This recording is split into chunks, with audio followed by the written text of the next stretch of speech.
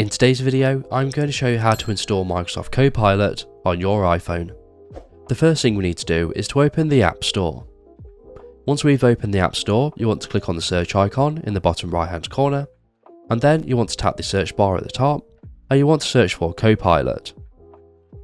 Once we've searched for it, it should be the top result, which will look like this.